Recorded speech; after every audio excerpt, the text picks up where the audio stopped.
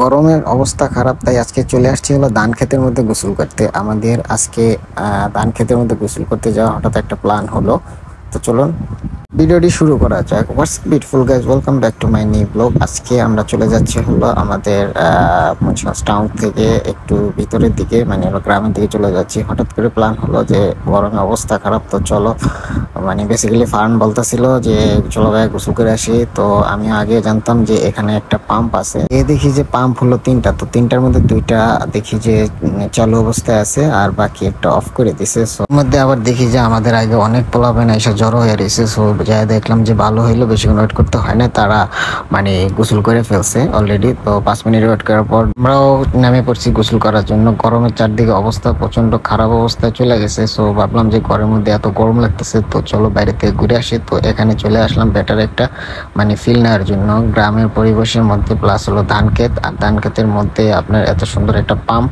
আর এই পাম্পের পানি এতটা ঠান্ডা ছিল যে বলার বাইরে, আর পানি এতটা স্বচ্ছ, তো পোলাপানও খুব সুন্দর করে গোসল করতেছে ন্যাচারাল পরিবেশের মধ্যে। অনেকদিন পরে আসছে, তো একটু ভালো লাগতেছিল, বাতাসটাও খুব মানে ঠান্ডা ছিল। আর এই হলো ফায়াজ। ফায়াজ হলো একটা ছোট ভাই। সো আমরা বেসিক্যালি ট্যুর করে থাকি, আর ট্যুর করে থাকি হলো বাইকে আমরা 8 থেকে 10 জন একটা টিম আছে।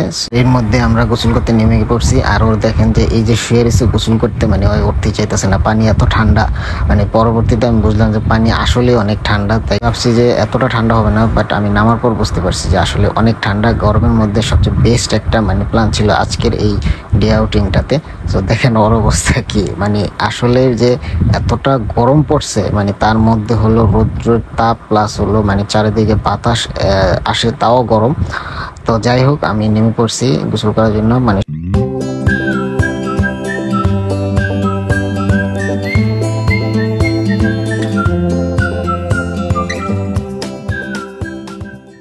এত গরম ছিল, তো নামার পর দেখি যে শরীরটা আস্তে করে ঠান্ডা হয়ে গেল। সো মানে বেস্ট একটা মানে প্ল্যান ছিল এটা আসলে। এই মানে পানি, পাম্পের পানি যে এতটা ঠান্ডা আগে আমি আসলে চিন্তা করিনি। সো প্রথম আসার কারণে বুঝতে পারছি যে পানিটা আসলেই অনেক মানে ঠান্ডা। আজকের দিনটা অনেকটা ভালো লাগছে। সো গাইস, আর ভিডিওটি যদি ভালো লাগে থাকে অবশ্যই লাইক শেয়ার কমেন্টস করতে ভুলবেন না।